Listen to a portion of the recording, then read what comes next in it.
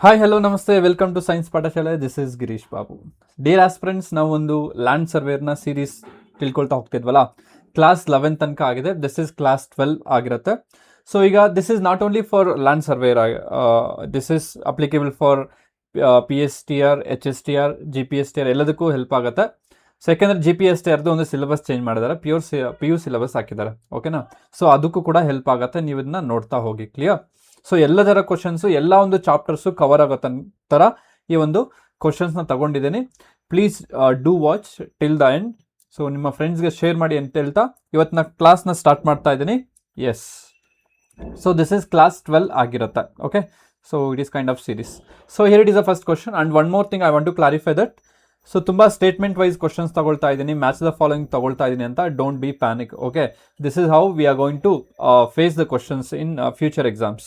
So ನಮ್ಮ ಮೊನ್ನೆ PEC ಎಕ್ಸಾಮಲ್ಲಿ ನೋಡ್ಬೋದು, ಎಲ್ಲ ಸ್ಟೇಟ್ಮೆಂಟ್ ವೈಸು ಕ್ವಶನ್ ಕೇಳಿದ್ದಾರೆ, ಹೌದಲ್ವಾ? ಸೊ ಅದೇ ರೀತಿ ಇದೆಲ್ಲ ಸ್ಟೇಟ್ಮೆಂಟ್ ಏನಂದರೆ ಒಂದೊಂದು ಒನ್ ವರ್ಡ್ ಆನ್ಸರ್ಸ್ನ ಸೇರಿ ಒಂದು ಸ್ಟೇಟ್ಮೆಂಟ್ ವೈಸ್ ಕೇಳ್ತಾರೆ.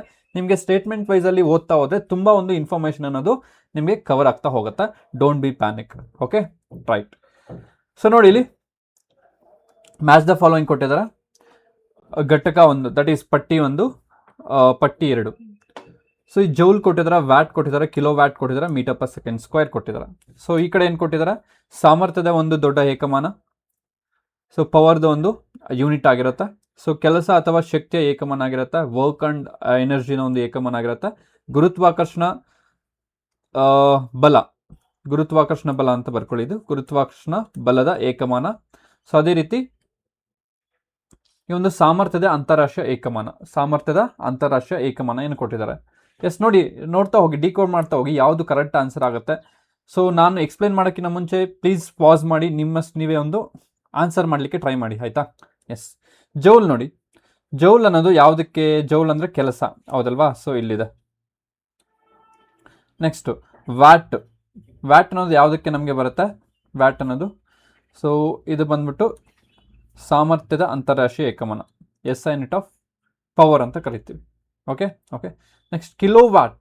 ಸೊ ಇದು ಕಿಲೋ ವ್ಯಾಟ್ ಅನ್ನೋದು ಪವರ್ದೆ, ಬಟ್ ಹೆಚ್ಚಿಗೆ ನಾವು ಕಿಲೋ ವ್ಯಾಟ್ನ ಯೂಸ್ ಮಾಡ್ತೀವಿ. ಇದೊಂದು ದೊಡ್ಡ ಏಕಮಾನ ಆಗಿರುತ್ತೆ, ದೊಡ್ಡ ಏಕಮಾನ. So meter per second square ಗುರುತ್ವಾಕರ್ಷಣೆ ಆಗಿರುತ್ತೆ. ಸೊ ಗುರುತ್ವ, ಆಕ್ಸಲರೇಷನ್ ಡ್ಯೂ ಟು ಗ್ರಾವಿಟಿ ಅಂತ ಏನು ಕರಿತೀವಲ್ವ, ಅದ್ರದ್ದು ಮೀಟರ್ ಪರ್ ಸೆಕೆಂಡ್ ಸ್ಕ್ವೇರ್ ಆಗಿರುತ್ತೆ. ಸೊ ಹಾಗಾದರೆ ನೋಡ್ತಾ ಹೋಗಿ, ಒಂದನೇದಕ್ಕೆ ಎರಡನೇದು ಇಲ್ಲಿಲ್ಲ, ಇಲ್ಲಿಲ್ಲ, ಇಲ್ಲಿಲ್ಲ, ಇಲ್ಲಿದೆ. ಸೊ ನೆಕ್ಸ್ಟ್ ನೋಡಿ, ವ್ಯಾಟ್ಗೇನಿದೆ? ಸಾಮರ್ಥ್ಯದ ಏಕಮಾನ 4 ಇಲ್ಲಿದೆ. Okay, option D is the right answer. Option D is the right answer. Clear ಆಯಿತಾ? ನೋಡಿ, ಇಲ್ಲಿ ವ್ಯಾಟು ಕೊಟ್ಟಿದ್ದಾರೆ, ಕಿಲೋ ವ್ಯಾಟು ಕೊಟ್ಟಿದ್ದಾರೆ. ಆಪ್ಷನ್ಸ್ ನೋಡಿ ಯಾವ ರೀತಿ ಇದೆ. ಸಾಮರ್ಥ್ಯದ ಒಂದು ದೊಡ್ಡ ಏಕಮಾನ. ಸೊ ವ್ಯಾಟ್ ಅನ್ನೋದು ಸಾಮರ್ಥ್ಯದ ಅಂತಾರಾಷ್ಟ್ರೀಯ ಏಕಮಾನ. This is SI unit, SI unit. So we don't use watt.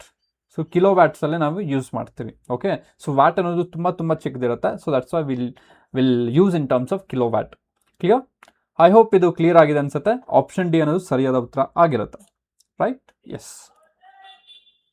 So here it is the next question.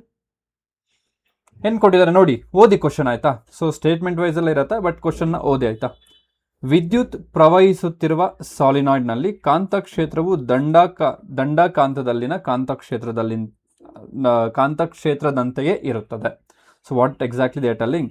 The magnetic field produced by current carrying solenoid similar to magnetic field produced by bar magnet. So basically they are telling solenoid ಅನ್ನೋದು bar magnet ಥರ act ಆಗುತ್ತೆ ಅಂತ ಹೇಳ್ತಿದ್ದಾರೆ. Okay, fine, we agree with that. Next, ವಿದ್ಯುತ್ ಕಾಂತವು ಅವಾಹಕ ವಸ್ತುವಿನಿಂದ ಆವೃತವಾದ ತಾಮ್ರದ ತಂತಿಯ ಸುರುಳಿಯಿಂದ ಸುತ್ತಿದ ಮೃದುವಾದ ಕಬ್ಬಿಣವನ್ನು ಹೊಂದಿರುತ್ತೆ. That means an electromagnet consisting of soft iron core surrounded by a coil of insulated copper wire. ಹೌದು, ಇದು ಕರೆಕ್ಟ್ ಇದೆ. ಸೊ ನಾವು ಆಪ್ಷನ್ಸ್ ನೋಡ್ತಾ ಹೋಗೋಣ. ಪ್ರತಿಪಾದನೆ ಮತ್ತು ಕಾರಣ ಎರಡು ಸರಿಯಾಗಿದೆ. ಕಾರಣವು ಪ್ರತಿಪಾದನೆಗೆ ಸರಿಯಾದ ವಿವರಣೆ ಆಗಿದೆ. ಸೊ ರೀಸನ್ ಅನ್ನೋದು ಅಸೆಷನ್ಗೆ ಕರೆಕ್ಟ್ ಆಗಿರೋ ಒಂದು ರೀಸನ್ ಆಗಿದೆಯಾ? ಇಲ್ಲ, ಬಿಕಾಸ್ ಅದು ಯೂನಿಫಾರ್ಮ್ ಅನ್ನೋದು ಇದ್ರ ಎಕ್ಸ್ಪ್ಲೇನ್ ಮಾಡ್ತಿಲ್ಲ ಯಾಕೆ ಇರುತ್ತೆ ಅಂತ ಹೇಳ್ಬಿಟ್ಟು. ಓಕೆ, ಸೊ ಇದು ಕರೆಕ್ಟ್ ಇದೆ, ಇದು ಕರೆಕ್ಟ್ ಇದೆ. ಸೊ ಎರಡು ಬೇರೆ ಬೇರೆ ಆಗಿರುತ್ತೆ, ಒಂದಕ್ಕೊಂದು ಸಂಬಂಧ ಇಲ್ಲ. ಕ್ಲಿಯರ್? ಅರ್ಥ ಆಯ್ತಲ್ವಾ? ಎಸ್. ಸೊ ಇಲ್ಲಿ ಹಾಗಾದರೆ ಪ್ರತಿಪಾದನೆ ಕಾರಣ ಎರಡೂ ಸರಿ, ಆದರೆ ಕಾರಣವು ಪ್ರತಿಪಾದನೆಗೆ ಸರಿಯಾದ ವಿವರಣೆ ಅಲ್ಲ. ಆಪ್ಷನ್ ಬಿ ಅನ್ನೋದು ಸರಿಯಾದ ಉತ್ತರ ಆಗಿರುತ್ತೆ. ಕರೆಕ್ಟಾಗಿ ಓದಿ ಆನ್ಸರ್ ಮಾಡಿ, ಆಯ್ತಾ? ಎಸ್. ನೆಕ್ಸ್ಟ್ ಕ್ವಶನ್ ನೋಡಿ ಈ ಥರದ. ಶಬ್ದದ ಗುಣಗಳಿಗೆ ಸಂಬಂಧಿಸಿದಂತೆ ಈ ಕೆಳಗಿನ ಹೇಳಿಕೆಗಳನ್ನು ಪರಿಗಣಿಸಿ ಅಂತ ಕೇಳಿದ್ದಾರೆ. ಏಕ ಆವೃತ್ತಿಯ ಹೊಂದಿರುವ ಶಬ್ದವನ್ನು ನಾದ ಅಂತ ಕರೀತಾರೆ, ಟೋನ್ ಅಂತ ಕರೀತಾರೆ. ಅ sound having A single frequency is called tone ಅಂತ ಕರೀತಾರೆ ಅಂತ ಹೇಳ್ತಿದ್ದಾರೆ. ಸೆಕೆಂಡ್ ಒನ್, ಹಲವು ಆವೃತ್ತಿಗಳ ಸಂಯೋಜನೆಯಿಂದ ಉಂಟಾಗುವ ಶಬ್ದವನ್ನು ಸ್ವರ ಎನ್ನುವರು. ಇದು ಕೇಳಲು ಹಿತಕರವಾಗಿರುತ್ತೆ. ಏನು ಹೇಳ್ತಾರೆ?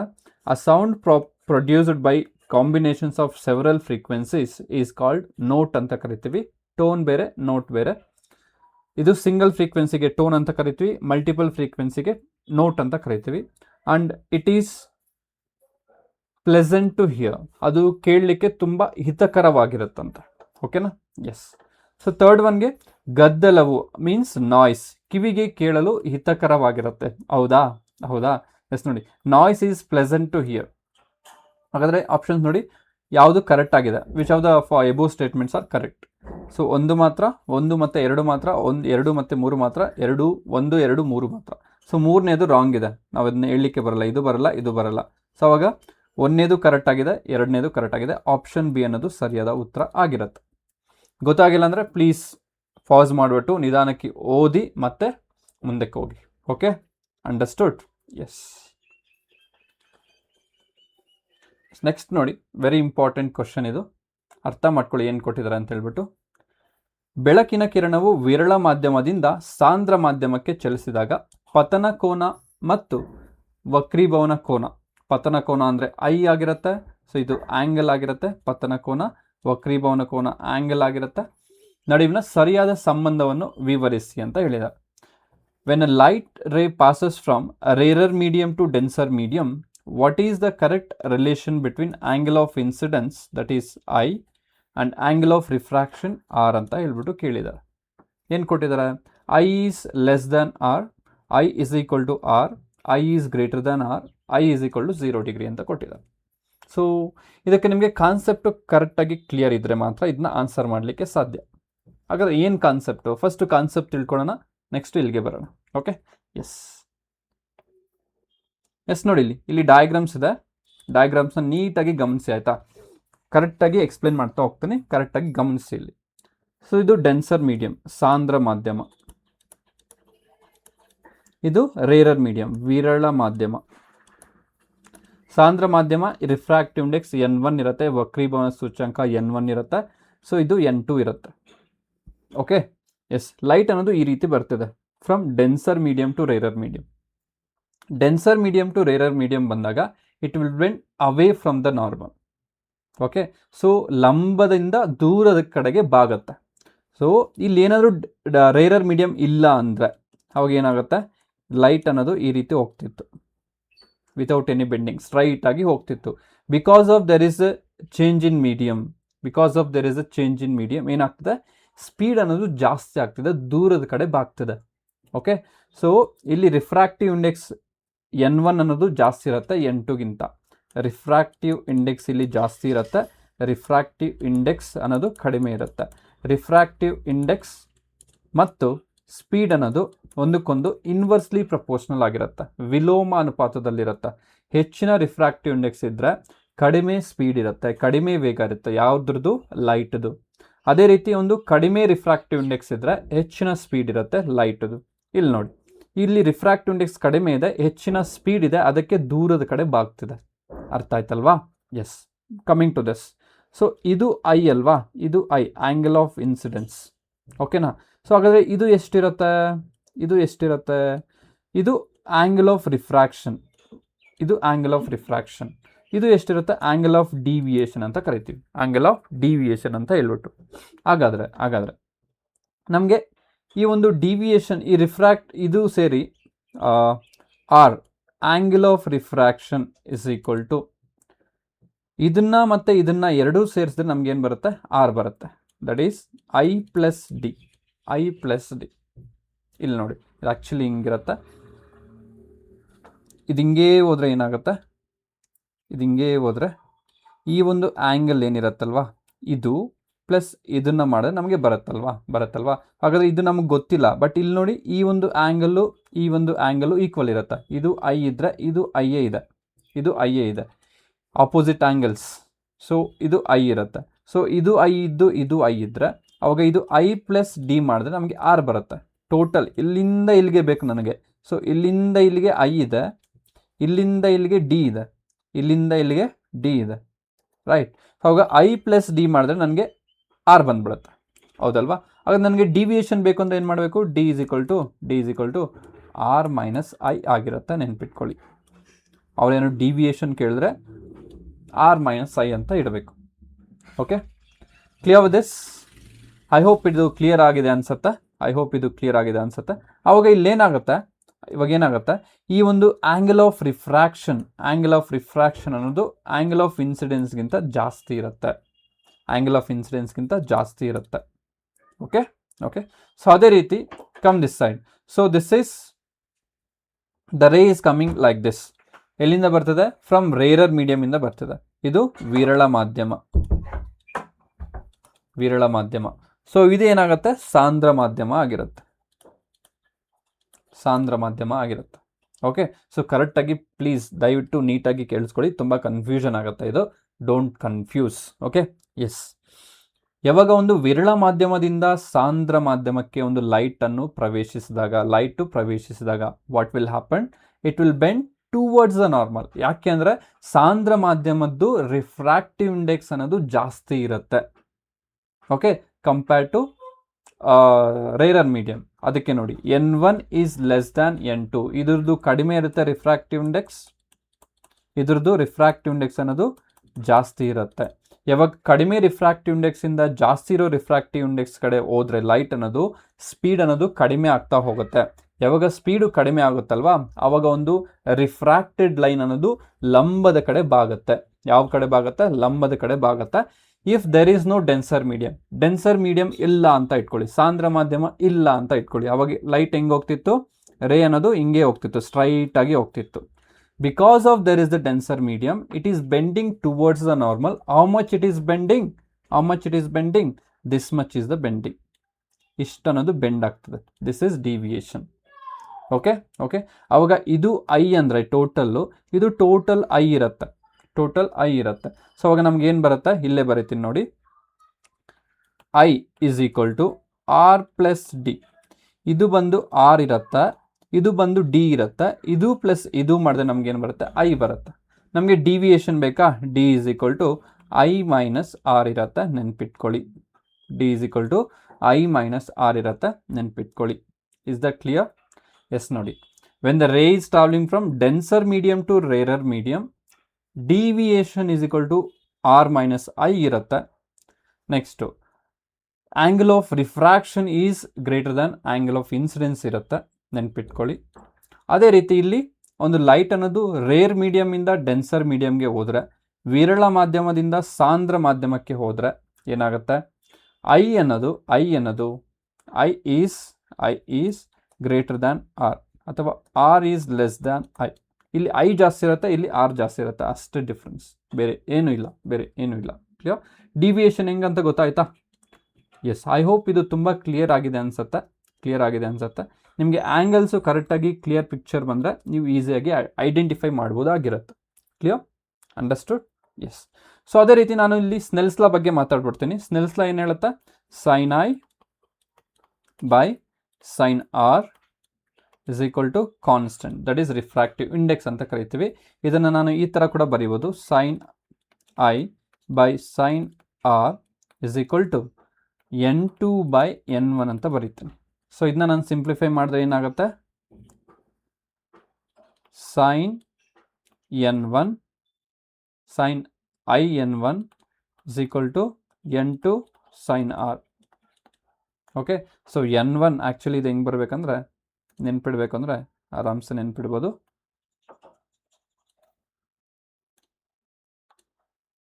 This is N1 sin I is equal to N2 sin R. This is ನೆನ್ಪಿಡಿ, we are going to solve the numericals. Clear? So ಹಾಗಾದ್ರೆ ಈಗ ಪ್ರೀವಿಯಸ್ ಕ್ವಶನ್ ನಾವು ಆನ್ಸರ್ ಮಾಡ್ಬೋದಾ? ಪ್ರೀವಿಯಸ್ ಕ್ವಶನ್ ಆನ್ಸರ್ ಮಾಡ್ಬೋದಾ? ಎಸ್, ನೋಡಿ ಇಲ್ಲಿ ಏನು ಕೇಳಿದಾರ when a ray is passes from rarer medium to denser medium. Ray ಅನ್ನೋದು ಎಲ್ಲಿಂದ ಪಾಸ್ ಆಗ್ತದೆ? ರೇರರ್ ಮೀಡಿಯಮಿಂದ ಡೆನ್ಸರ್ ಮೀಡಿಯಮ್ಗೆ ಪಾಸ್ ಆಗುತ್ತೆ. It will bend towards the normal, ಹೌದಲ್ವಾ? Denser medium the correct relation ಅಂದರೆ ಇದೇನಾಗುತ್ತೆ, ಇದು ಐ ಆಗುತ್ತೆ. ಲೈಟ್ ಬೆಂಡ್ ಆಗಿಲ್ಲ ಅಂದರೆ ಹಿಂಗೆ ಹೋಗ್ತಿತ್ತು, ಲೈಟ್ ಬೆಂಡ್ ಆಗಿಲ್ಲ ಅಂದರೆ ಹಿಂಗೆ ಹೋಗ್ತಿತ್ತು. Because of there is a bending, light ಅನ್ನೋದು ಈ ಥರ ಹೋಗ್ತದೆ. ಸೊ ಇದು ಆರ್ ಆಗುತ್ತೆ, ಇದು ಡಿವಿಯೇಷನ್ ಆಗುತ್ತೆ. ಸೊ ಅವಾಗ ಈ I is equal to R plus D ಎರಡನ್ನೂ ಕೂಡಿದ್ರೆ ನಮಗೆ ಐ ಬರುತ್ತೆ. ಅವಾಗ ಏನು ಹೇಳ್ಬೋದು ನಾವು? I is greater than R R is less than I ಅಂತ ಹೇಳ್ಬೋದು. ಕ್ಲಿಯರ್? ಹೌದಲ್ವಾ? ಸೊ ಇಲ್ಲಿ ಆಪ್ಷನ್ ಯಾವುದು ಕರೆಕ್ಟ್ ಆಗಿದೆ? So I is less than R, no, ಇದಾಗಲ್ಲ. I is equal to R, ಇದು ಆಗಲ್ಲ. I is greater than R. So option C ಅನ್ನೋದು ಸರಿಯಾದ ಉತ್ತರ ಆಗಿರುತ್ತೆ. ಕ್ಲಿಯರ್? ಅಂಡರ್ಸ್ಟುಡ್?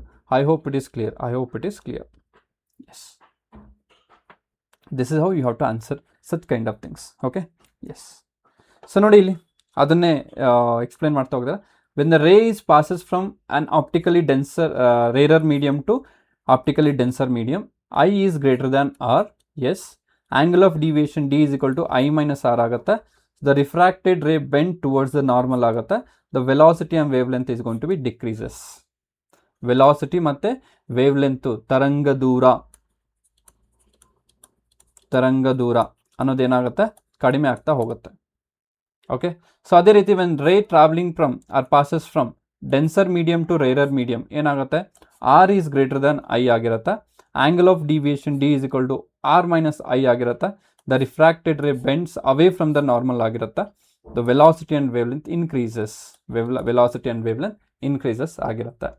ಸೊ ಇದು ಈ ಒಂದು ಟೇಬಲ್ ಅನ್ನೋದು ವೆರಿ ಇಂಪಾರ್ಟೆಂಟ್ ಆಗಿರುತ್ತೆ. ಇದ್ರ ಮೇಲೆ ತುಂಬ ಕ್ವಶನ್ಸು ಅರೈಸ್ ಮಾಡ್ಬೋದು, ತುಂಬ ಕ್ವಶನ್ಸ್ ನಾವು ಫ್ರೇಮ್ ಮಾಡ್ಬೋದು. ಓಕೆ, ಸೊ ಕರೆಕ್ಟಾಗಿ ತಿಳ್ಕೊಂಡಿರಿ. ಕಾನ್ಸೆಪ್ಟ್ ಕ್ಲಿಯರ್ ಆಗಿದೆ, ಈ ಟೇಬಲ್ಲು ಕ್ಲಿಯರ್ ಆಗಿರುತ್ತೆ.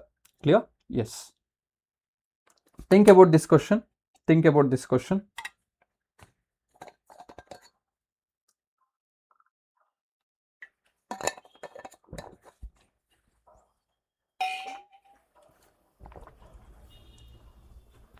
S.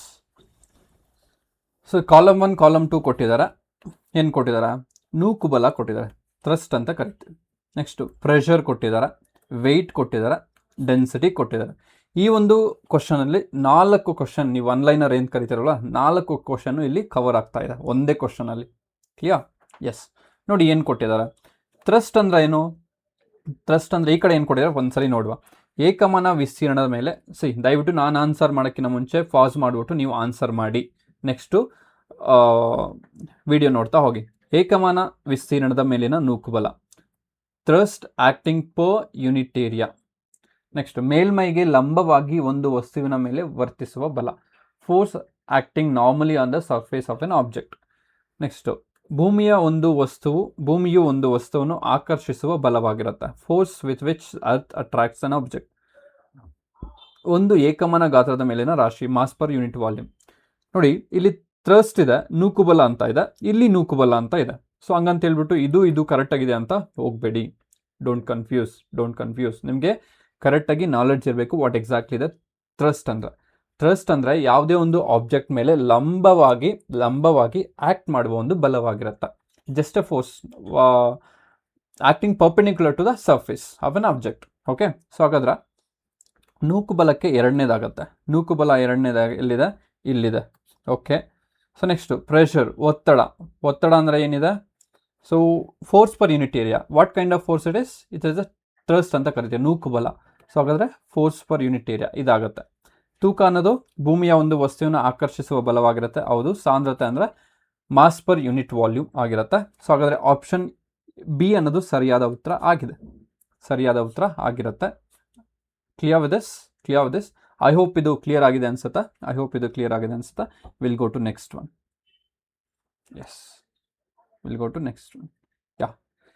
Here it is the 6th question. ನೋಡಿ ಕರೆಕ್ಟಾಗಿ ಯೋಚನೆ ಮಾಡಿ ಏನು ಕೊಟ್ಟಿದ್ದಾರೆ ಅಂತ ಹೇಳ್ಬಿಟ್ಟು ನೆಕ್ಸ್ಟು ಆನ್ಸರ್ ಮಾಡ್ತಾ ಹೋಗಿ.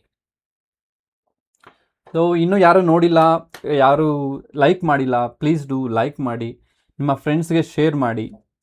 ನೋಡೋಣ ಎಷ್ಟು ಜನ ಶೇರ್ ಮಾಡ್ತಾರೆ. ನಿಮಗೆ ಕ್ಲಾಸ್ ಇಷ್ಟ ಆದರೆ please please please do share ಮಾಡಿ, ಲೈಕ್ ಮಾಡಿ ಆಯಿತಾ. ಎಸ್, ಎಲ್ಲ ನಿಮ್ಮ ಸ್ಟೇಟಸ್ಗೆ ಹಾಕಿ ಆಯಿತಾ, ಎಲ್ರಿಗೂ ರೀಚ್ ಆಗಲಿ. ಸೊ ಒಳ್ಳೆ ಕಂಟೆಂಟು ಎಲ್ರಿಗೂ ರೀಚ್ ಆಗಿದ್ರೆ ಹೌದು ಒಳ್ಳೇದಲ್ವಾ.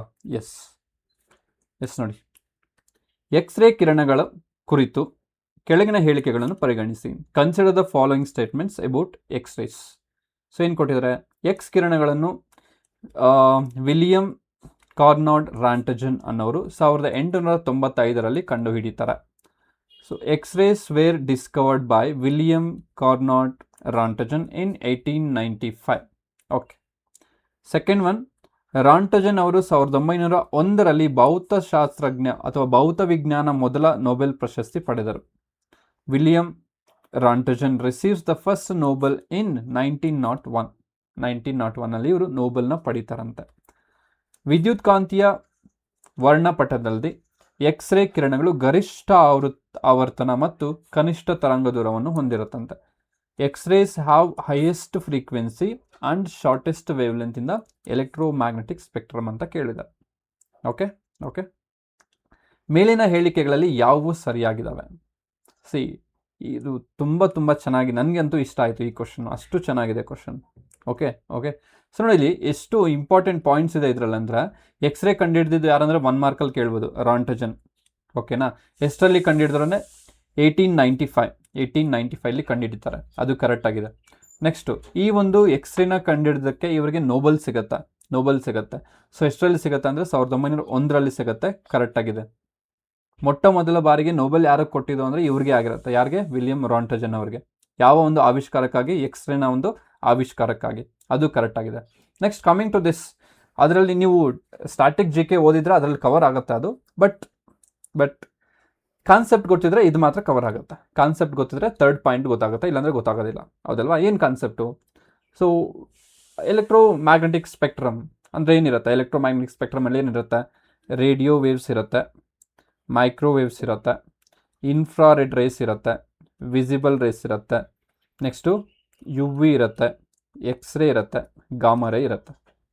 ಸೊ ಗಾಮಾ ರೇಸಿಂದ ರೇಡಿಯೋ ವೇವ್ಸ್ಗೆ ಹೋದಂಗೆಲ್ಲ ಲ್ಯಾಂಬ್ಡಾ ಅನ್ನೋದು ಜಾಸ್ತಿ ಆಗುತ್ತೆ, ಫ್ರೀಕ್ವೆನ್ಸಿ ಅನ್ನೋದು ಕಡಿಮೆ ಆಗುತ್ತೆ. ಅದೇ ರೀತಿ ಈ ಒಂದು ರೇಡಿಯೋ ವೇವ್ಸಿಂದ ಗಾಮಾ ರೇಸ್ಗೆ ಬಂದಂಗೆಲ್ಲ ಲ್ಯಾಂಬ್ಡಾ ಅನ್ನೋದು ಕಡಿಮೆ ಆಗುತ್ತೆ, ಫ್ರೀಕ್ವೆನ್ಸಿ ಅನ್ನೋದು ಜಾಸ್ತಿ ಆಗ್ತಾ ಹೋಗುತ್ತೆ. ಓಕೆ, ಹಾಗಾದರೆ ಇಲ್ಲಿ ಕೊಟ್ಟಿರೋದು ಏನು ಕೊಟ್ಟಿದ್ದಾರೆ? Last third statement, X-ray have highest frequency. X-ray ಹೌದು ಫ್ರೀಕ್ವೆನ್ಸಿ ಜಾಸ್ತಿ ಇದೆ, ಬಟ್ ಇದರಿಗಿಂತ ಜಾಸ್ತಿ ಗಾಮಾ ರೇಸ್ಗೆ ಇದೆ. ಸೊ ಅದಕ್ಕೆ ಆಪ್ಷನ್ 3 ಅನ್ನೋದು ಸರಿಯಾದ ಉತ್ತರ ಅಲ್ಲ. ಸೊ ಹಾಗಾದರೆ ಏನು? Which of the statement are correct? 1 ಮತ್ತು 2, 1 ಓನ್ಲಿ, 1, 2, 3, 2 ಮತ್ತು 3, ಇದು ಅಲ್ಲ. ಸೊ 1 ಮತ್ತು 2 ಸರಿಯಾದ ಉತ್ತರ ಆಗಿರುತ್ತೆ. 1 and 2 only. Clear with this? I hope ಇದು ತುಂಬ ಚೆನ್ನಾಗಿದೆ ಕ್ವಶನ್ನು, ನನಗೂ ತುಂಬ ಪರ್ಸ್ನಲಾಗಿ ಇಷ್ಟ ಆಯಿತು. ಯಾಕಂದರೆ ಇದರಲ್ಲಿ ಸ್ಟ್ಯಾಟಿಕ್ GK ಇದೆ, ಕಾನ್ಸೆಪ್ಟ್ ಇದೆ, ಎರಡೂ ಇದೆ. ಕ್ಲಿಯರ್? ಸೊ ಕ್ಲಾಸ್ ಇಷ್ಟ ಆಗ್ತಿದ್ರೆ ಪ್ಲೀಸ್ ಡೂ ಲೈಕ್ ಮಾಡಿ, ಶೇರ್ ಮಾಡಿ ಅಂತ ಹೇಳ್ತಾ ನೆಕ್ಸ್ಟ್ ಕ್ವಶನ್ಗೆ ಹೋಗೋಣ. Yes, here it is the question. ಮತ್ತು ಡೋಂಟ್ ಬಿ ಪ್ಯಾನಿಕ್, ಎಲ್ಲ ಏನಪ್ಪ ಕ್ವಶನ್ಸ್ ಈ ಥರ ತೊಗೊಂಡಿದ್ದಾರೆ ಅಂತ ಹೇಳ್ಬಿಟ್ಟು, it is kind of challenging one, right? So ನಿಮಗೆ ಒಂಥರ ಒನ್ ವರ್ಡಲ್ಲಿ ಇರೋದಕ್ಕಿಂತ ಈ ಥರ ಓದಿದ್ರೆ ತುಂಬ ಇನ್ಫಾರ್ಮೇಷನ್ ನಿಮಗೆ ಒಂದೇ ಇದರಲ್ಲಿ ಸಿಗ್ತಾ ಹೋಗುತ್ತೆ. ಕ್ಲಿಯರ್? ಎಸ್. ಸೊ ನೋಡ್ತಾ ಹೋಗಿ ಈ ಒಂದು ಕ್ವಶನ್ಗೆ ಆನ್ಸರ್.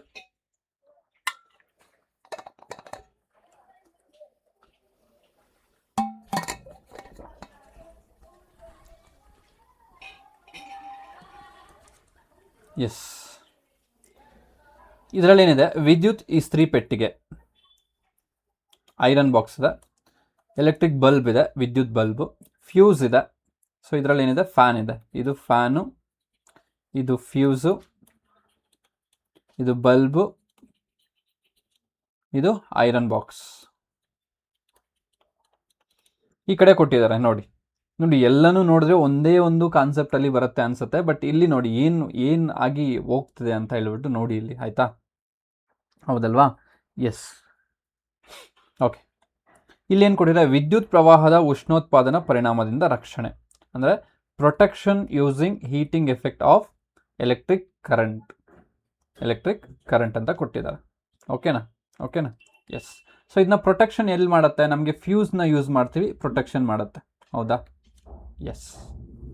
ನೋಡ್ತಾ ಹೋಗೋಣ ಇನ್ನೂ ಮ್ಯಾಚ್ ಆಗುತ್ತಾ ಇಲ್ಲ ಅಂತ ಹೇಳ್ಬಿಟ್ಟು. So okay okay okay. Next ವಿದ್ಯುತ್ ಬಲ್ಬ್ ಏನು ಮಾಡುತ್ತೆ? ಓಕೆ, ಇಸ್ತ್ರಿ ಪೆಟ್ಟಿಗೆ ನೋಡೋಣ ಫಸ್ಟ್. ಇಸ್ತ್ರಿ ಪೆಟ್ಟಿಗೆ ವಿದ್ಯುತ್ ಪ್ರವಾಹದ ಉಷ್ಣ ಪರಿಣಾಮದಿಂದ ಬೆಳಕಿನ ಉತ್ಪಾದನೆ ಯಾವ್ದು ಮಾಡುತ್ತೆ? ಬಲ್ಬ್ ಅಲ್ವಾ? ಸೊ ಇದೇ ಆಗುತ್ತೆ. Production of light by heating effect of electric current.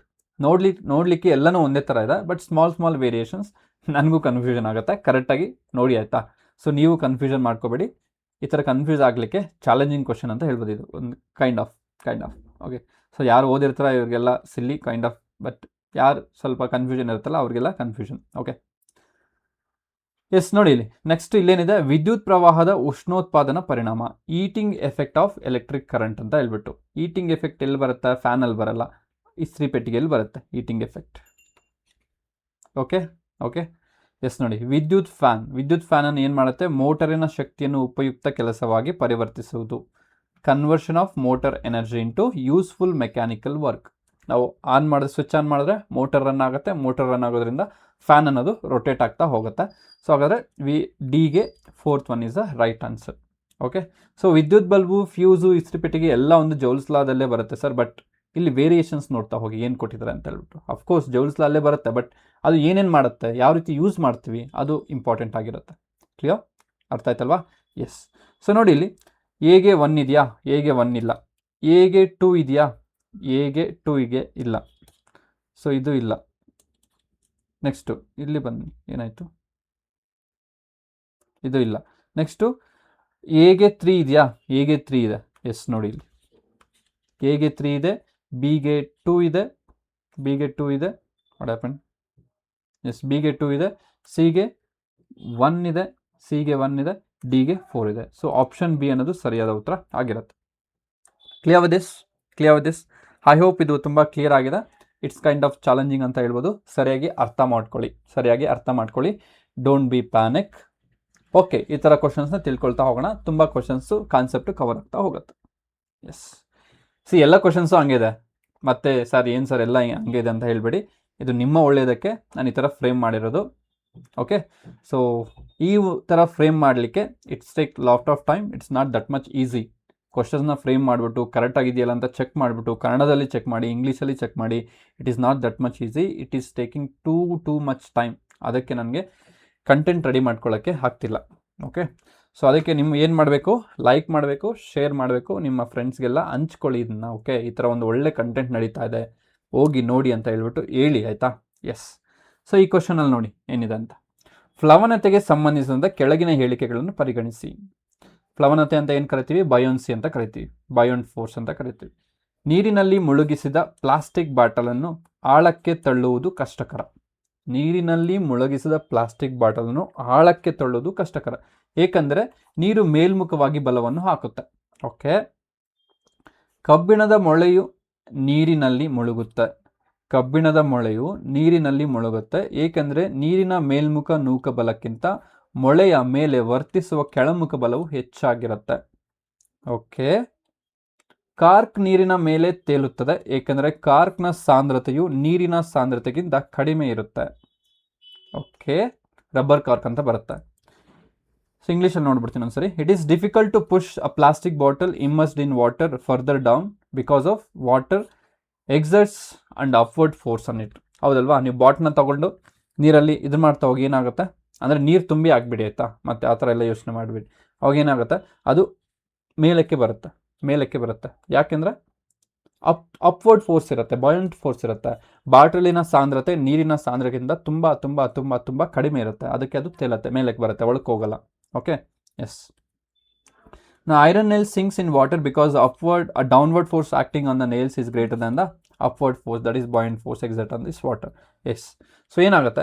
ಈ ಒಂದು ಮೊಳೆ ಅಂತ ಕರಿತೀವಲ್ಲ, ಅದು ಮೇಲೆ ಒಳಗೆ ಹೋಗ್ಬಿಡುತ್ತೆ. ಯಾಕಂದರೆ ಅದು ಅಪ್ವರ್ಡ್ ಫೋರ್ಸ್ಗಿಂತ ಡೌನ್ವರ್ಡ್ ಫೋರ್ಸ್ mg ಅನ್ನೋದು ಜಾಸ್ತಿ ಇರುತ್ತೆ, ಕೆಳಗೆ ಇಳಿಯೋದು. ಓಕೆ, ಎಸ್, ಅದು ಕರೆಕ್ಟಾಗಿದೆ. Cork floats on water because density of cork is less than density of water. ಹೌದು, ರಬ್ಬರ್ ಕಾರ್ಕ್ ಅಂತ ಬರುತ್ತೆ. ಆ ರಬ್ಬರ್ನ ಮೇಲೆ ಹಾಕಿದ್ರೆ ನೀರಲ್ಲಿ ತೇಲ್ತಾ ಇರುತ್ತೆ. ಯಾಕೆಂದರೆ ಆ ಒಂದು ಕಾರ್ಕ್ನ ಡೆನ್ಸಿಟಿ ವಾಟರ್ನ ಡೆನ್ಸಿಟಿಗಿಂತ ಕಡಿಮೆ ಇರುತ್ತೆ, ಅದಕ್ಕೆ ತೇಲುತ್ತೆ. ಕ್ಲಿಯರ್? ಎಸ್. ಮೇಲಿನ ಹೇಳಿಕೆಗಳಲ್ಲಿ ಯಾವುವು ಸರಿಯಾಗಿವೆ? ಸೊ ಆಪ್ಷನ್ ಎ 1 ಮತ್ತು 2, 1, 2 ಮತ್ತು 3. ಓಕೆ, ಆಪ್ಷನ್ ಡಿ ಅನ್ನೋದು ಸರಿಯಾದ ಉತ್ತರ ಆಗಿರುತ್ತೆ. 1, 2, 3 ಎಲ್ಲನೂ ಸರಿಯಾಗಿರುತ್ತೆ. ಓಕೆ, ಕ್ಲಿಯರ್ ಆಯ್ತಲ್ವಾ? Any doubt in this? I hope it is clear ಆಗಿದೆ. Okay, yes. ಸೊ ಬಾಯನ್ಸಿ ಅಂದರೆ ನಿಮಗೆ ಗೊತ್ತಿರಬೇಕು. ಬಾಯನ್ಸಿ ಅಂದರೆ ಏನು? ಸೊ ಎಲ್ಲ ಒಂದು ವಾಟರಲ್ಲಿ ಒಂದು ವಸ್ತುನ ಇಟ್ಟರೆ ಎಲ್ಲ ಒಂದು ಕಡೆಯಿಂದನೂ ಒಂದು ಫೋರ್ಸ್ ಅನ್ನೋದು ಅಪ್ಲೈ ಆಗುತ್ತೆ. So that is what we are called buoyancy force, buoyant force ಅಂತ ಕರಿತೀವಿ. ಕ್ಲಿಯರ್? ಅಪ್ವರ್ಡ್ ಫೋರ್ಸ್ ಆಗಿರುತ್ತೆ ಇದು, ರೈಟ್? ಎಸ್. ನೋಡಿ ಇಲ್ಲಿ ನೆಕ್ಸ್ಟ್ ಕ್ವಶನ್ ಈ ಥರ ಇದೆ. ಓಕೆ, ಇದು 1 ಲೈನರ್ ಅಂತ ಅನ್ಸುತ್ತೆ, ಸಿಂಪಲ್ ಇದೆ. ಓಕೆನಾ?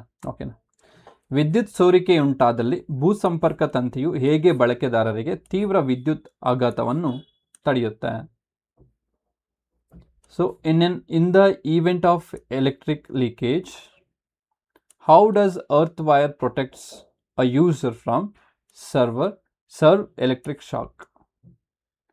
ಸಿವಿಯರ್ ಎಲೆಕ್ಟ್ರಿಕ್ ಶಾಕ್ ಅಂತ ಇರಬೇಕದು. ಓಕೆ. ಸೊ ನಮಗೇನಾದರೂ ಎಲೆಕ್ಟ್ರಿಕ್ ಶಾಕ್, ಒಂದು ಶಾರ್ಟ್ ಸರ್ಕ್ಯೂಟ್ ಆ ಥರ ಆದಾಗ ಯಾವ ಥರ ಒಂದು ಭೂಸಂಪರ್ಕದ ಒಂದು ತಂತಿ, ಅರ್ತ್ ವೈರು ಯಾವ ರೀತಿ ನಮ್ಮನ್ನು ಸೇಫ್ ಮಾಡುತ್ತೆ ಅಂತ ಹೇಳ್ಬಿಟ್ಟು, ವಿದ್ಯುತ್ ಪ್ರವಾಹವನ್ನು ಸಂಪೂರ್ಣವಾಗಿ ನಿಲ್ಲಿಸುತ್ತೆ, ವಿಭವಾಂತರವನ್ನು ಹೆಚ್ಚಿಸುತ್ತೆ, ಉಪಕರಣದ ವಿಭವಾಂತರವನ್ನು ಭೂಮಿಯ ವಿಭವಾಂತರಕ್ಕೆ ಸಮವಾಗಿರಿಸುತ್ತೆ, ಉಪಕರಣವನ್ನು ಸ್ವಯಂಚಾಲಿತವಾಗಿ ಆಫ್ ಮಾಡುತ್ತೆ. So it is completely stops the electric current, it is increases the potential difference, brings the potential difference of the appliances to the potential difference of earth, and it is automatically switch the appliances. No, ಇದೆಲ್ಲ wrong ಇರುತ್ತೆ. ಇದು wrong. ಇದೇನು ಮಾಡುತ್ತೆ? ಉಪಕರಣದ ವಿಭವಾಂತರವನ್ನು ಭೂಮಿಯ ವಿಭವಾಂತರಕ್ಕೆ ಸಮವಾಗಿರುತ್ತೆ. ಸೊ ಆಪ್ಷನ್ ಸಿ ಅನ್ನೋದು ಸರಿಯಾದ ಉತ್ತರ ಆಗಿರುತ್ತೆ. ಓಕೆ, ಪೊಟೆನ್ಷಿಯಲ್ ಅನ್ನೋದು ಈಕ್ವಲ್ ಆಗಿಬಿಡುತ್ತೆ. Okay, yes. ನೆಕ್ಸ್ಟ್ ನೋಡಿ, ಇಲ್ಲಿದೆ 10th ಕ್ವಶನ್ ಈ ಥರ ಇದೆ. ಆನ್ಸರ್ ಮಾಡಿ ಇದಕ್ಕೆ.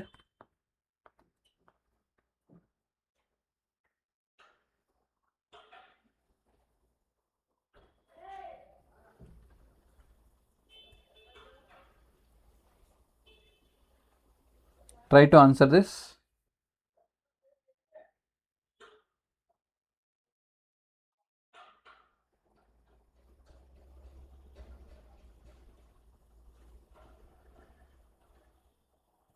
ಎಸ್.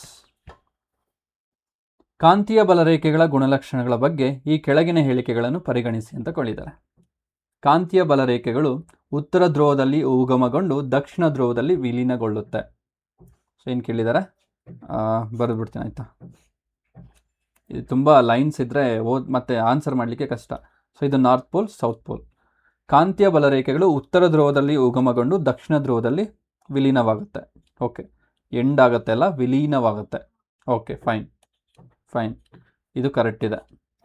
ಸೊ ಕನ್ನಡದಲ್ಲಿ ಕರೆಕ್ಟ್ ಇದೆಯಾ? Magnetic field lines emerge from north pole, merge at south pole and enter at south pole. Okay, fine. ಕಾಂತದ ಒಳಭಾಗದಲ್ಲಿ ಕಾಂತೀಯ ಬಲರೇಖೆಗಳು ದಕ್ಷಿಣ ಧ್ರುವದಿಂದ ಉತ್ತರ ಧ್ರುವ ಕಡೆ ಇರುತ್ತೆ. ದಕ್ಷಿಣದಿಂದ ಉತ್ತರ ಕಡೆ ಇದೆ, ಕರೆಕ್ಟ್ ಇದೆ, ಅದು ಕರೆಕ್ಟ್ ಇದೆ. ಓಕೆ, ನೆಕ್ಸ್ಟ್, ಕಾಂತೀಯ ಬಲರೇಖೆಗಳು ಮುಚ್ಚಿದ ಜಾಲಗಳಾಗಿವೆ. Inside the bar magnet, magnetic field lines travels from south pole to north pole. Okay, magnetic field lines continuous closed curves. Yes. So ಎಲ್ಲನೂ ಕರೆಕ್ಟ್ ಇದೆ. 1, 2, 3 ರಾಂಗು. ಎಸ್, ಎಲ್ಲನೂ ಸರಿಯಾಗಿದೆ. Option D is the right answer. Clear with that? Yes. Next question ನೋಡಿ, ಈ ಥರ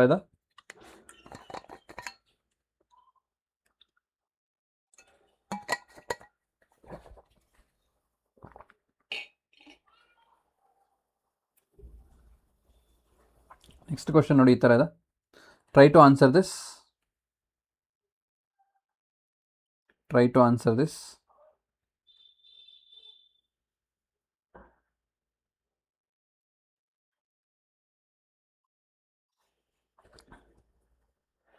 S. So ಇದು ಒಂದು what we call this Snell's law ಒಂದು ಮೇಲೆ ಒಂದು ಕ್ವಶನ್ ಆಗಿರುತ್ತೆ. ಸರಿಯಾಗಿ ನೋಡಿ ಕ್ವಶನ್, ಆಯಿತಾ? √2 ವಕ್ರೀಭವನ ಸೂಚ್ಯಾಂಕವನ್ನು ಹೊಂದಿರುವ ಗಾಜಿನ ಮೇಲ್ಮೈ ಮೇಲೆ ಬೆಳಕಿನ ಕಿರಣವು 45 ಪತನ ಕೋನದಲ್ಲಿ ಬೀಳುತ್ತದೆ. ವಕ್ರೀಭವಿತ ಕೋನ ಎಷ್ಟು? Light ray falls on glass surface of refractive index is √3. Refractive index is √2 at an angle of incidence 45 degree. Find the angle of refraction. Angle of refraction find out ಮಾಡಬೇಕಾಗಿರುತ್ತೆ. ಓಕೆ, ಸೊ ಏನು ಕೇಳಿದ್ದಾರೆ, ಇಲ್ಲೊಂದು surface ಇದೆ, ಇದೊಂದು glass surface ಆಗಿರುತ್ತೆ. So ಈ glass ಸರ್ಫೇಸ್ದು NG ಕೊಟ್ಟಿದ್ದಾರೆ, ರಿಫ್ರಾಕ್ಟಿವ್ ಇಂಡೆಕ್ಸ್ ಕೊಟ್ಟಿದ್ದಾರೆ √2 ಅಂತ ಹೇಳ್ಬಿಟ್ಟು. ಸೊ ಈ ಲೈಟ್ ಅನ್ನೋದು ಹಿಂಗೆ ಬರ್ತದೆ, ಈ ಥರ ಬೆಂಡ್ ಆಗುತ್ತೆ, ಇಷ್ಟು ಕೊಟ್ಟಿದ್ದಾರೆ. ಆ್ಯಂಗಲ್ ಆಫ್ ಇನ್ಸಿಡೆನ್ಸ್ ಕೊಟ್ಟಿದ್ದಾರೆ 45. ಏನು ಕೇಳ್ತಿದ್ದಾರೆ? ಆ್ಯಂಗಲ್ ಆಫ್ ರಿಫ್ರಾಕ್ಷನ್ ಅನ್ನೋದು ಕೇಳ್ತಿದ್ದಾರೆ. R is equal to question mark. ಇಲ್ಲಿ angle refractive index of this medium ಏನು ಕೊಟ್ಟಿಲ್ಲ ಅಂದರೆ ಅದು ಏರ್ ಮೀಡಿಯಮ್ ಆಗಿರುತ್ತೆ. That is understood. That is going to be 1 ಆಗಿರುತ್ತೆ. Refractive index of air medium is going to be 1 ಆಗಿರುತ್ತೆ. ಓಕೆನಾ? S, ನೋಡಿ ಇಲ್ಲಿ ಹಾಗಾದರೆ. ಸೊ ಯಾವ ಫಾರ್ಮುಲಾ ಅಪ್ಲೈ ಮಾಡಬೇಕು? ನಾವು ಸ್ನೆಲ್ಸ್ನ ಯೂಸ್ ಮಾಡ್ತಾ ಹೋಗೋಣ. ಸ್ನೆಲ್ಸ್ನ ಏನು ಹೇಳುತ್ತೆ? N1 sin I is equal to N2 sin R. Okay, so N1 ಅಂದರೆ ಎಷ್ಟು? 1. sin I ಅಂದರೆ ಎಷ್ಟು? sin 45. ಸೊ N2 ಅಂದರೆ ಎಷ್ಟಿದೆ ಇಲ್ಲಿ? N2 √2 ಕೊಟ್ಟಿದ್ದಾರೆ sin R. Okay, so sin 45 ಎಷ್ಟು? ನಮಗೆ ವ್ಯಾಲ್ಯೂಸ್ ಗೊತ್ತಿರಬೇಕು, ಟ್ರಿಗ್ನಾಮೆಟ್ರಿಕ್ ವ್ಯಾಲ್ಯೂ ಗೊತ್ತಿರಬೇಕು, ಟೇಬಲ್ ಗೊತ್ತಿರಬೇಕು. ಓಕೆ, sin 45 ಎಷ್ಟು? 1/√2 ಆಗಿರುತ್ತೆ. ಸೊ ಅದೇ ರೀತಿ √2 sin R ಆಗಿರುತ್ತೆ. ಇದನ್ನ √2ನ ಈ ಕಡೆ ಕಳಿಸಿದ್ರೆ √2 × √2 ಆಗುತ್ತೆ, sin R ಆಗುತ್ತೆ. √2 × √2 ಏನಾಗುತ್ತೆ? 1/2 ಆಗುತ್ತೆ, sin R ಆಗುತ್ತೆ. ಸೊ sin R 1/2 ಅಂದರೆ ಎಷ್ಟು? R is equal to 30 degree ಆಗುತ್ತೆ. ಕ್ಲಿಯರ್? ಅಂಡರ್ಸ್ಟುಡ್? ಎಸ್. ಇಲ್ಲಿ ನೋಡಿ ಆಪ್ಷನ್ ಯಾವುದಿದೆ? ಆಪ್ಷನ್ ಸಿ ಅನ್ನೋದು ಸರಿಯಾದ ಉತ್ತರ ಆಗಿರುತ್ತೆ. I hope it is clear. ನಿಮಗೆ ಈ ಥರ ಪ್ರಾಕ್ಟೀಸ್ ಆಗಿಬಿಟ್ರೆ no need to derive all the things. So ಇಲ್ಲಿ ನಿಮಗೆ N1 ಅಂತದ್ದು ಗೊತ್ತಾಗ್ಬಿಟ್ಟಿರುತ್ತೆ, ಡೈರೆಕ್ಟಾಗಿ ಇಲ್ಲಿ 1 ಆಗಿಬಿಡುತ್ತೆ. ಸೊ I ಅನ್ನೋದು 45 ಇರುತ್ತೆ, ಇಲ್ಲೇ 1/√2 ಆಗಿಬಿಡಿ. ಸೊ ಇಲ್ಲಿ ಏನು √2 ಇದೆ, √2 ಏನಾಗುತ್ತೆ? 2 ಆಗುತ್ತೆ. ಹಂಗೆ ಒಂದೇ ಒಂದು ಲೈನಲ್ಲಿ ಆನ್ಸರ್ ಮಾಡ್ಬೋದಾಗಿರುತ್ತೆ. Okay, understood? ಎಸ್. ಸೊ ಇಲ್ಲಿ ಆಪ್ಷನ್ ಸರಿಯಾದ ಒಂದು ಆಪ್ಷನ್ ಬಂದ್ಬಿಟ್ಟು ಆಪ್ಷನ್ ಸಿ ಆಗಿರುತ್ತೆ. ಕರೆಕ್ಟಾಗಿ ನೆನ್ಪಿಟ್ಕೊಳ್ಳಿ, option C is the right answer ಆಗಿರುತ್ತೆ. ಎಸ್. ನೆಕ್ಸ್ಟ್ ನೋಡಿ ಈ ಥರ ಇದೆ. R ತ್ರಿಜ್ಯವನ್ನು ಹೊಂದಿರುವ ಭೂಮಿಯ ಮೇಲ್ಮೈಯಿಂದ ಎಷ್ಟು ಆಳದಲ್ಲಿ ಗುರುತ್ವ ವೇಗೋತ್ಕರ್ಷವು ಭೂಮಿಯ ಮೇಲ್ಮೈನಲ್ಲಿ ಮೌಲ್ಯದ 75 ಡಿಗ್ರಿ ಆಗಿರುತ್ತದೆ? That means a depth from the surface of the earth radius r at which acceleration due to gravity will be 75% of its value on the earth surface ಅಂತ ಕೇಳಿದ್ದಾರೆ. So how to solve this? It is kind of higher level ಆಗಿರುತ್ತೆ. Think ಮಾಡಿ, ಆಯಿತಾ?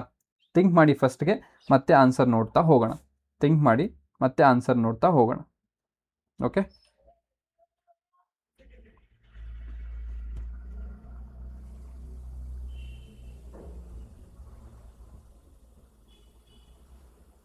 So ಇದು think ಮಾಡಿ answer ಮಾಡಿ ಎಷ್ಟಿದೆ ಅಂತ ನೋಡೋಣ.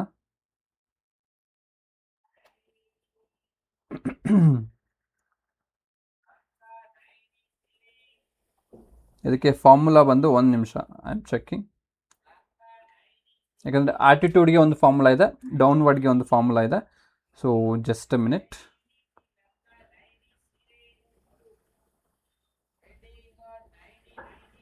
ಇದಕ್ಕೆ GPSTRಗೆ ಇದು ವೆರಿ ಇಂಪಾರ್ಟೆಂಟ್ ಆಗಿರುತ್ತೆ. ಈ ಥರ ಒಂದು ಪ್ರಾಬ್ಲಮ್ಸು GPSTRಗೆ ವೆರಿ ಇಂಪಾರ್ಟೆಂಟ್ ಆಗಿರುತ್ತೆ. ಓಕೆ, ಅರ್ಥ ಆಯ್ತಲ್ವಾ? 1 second, I am checking.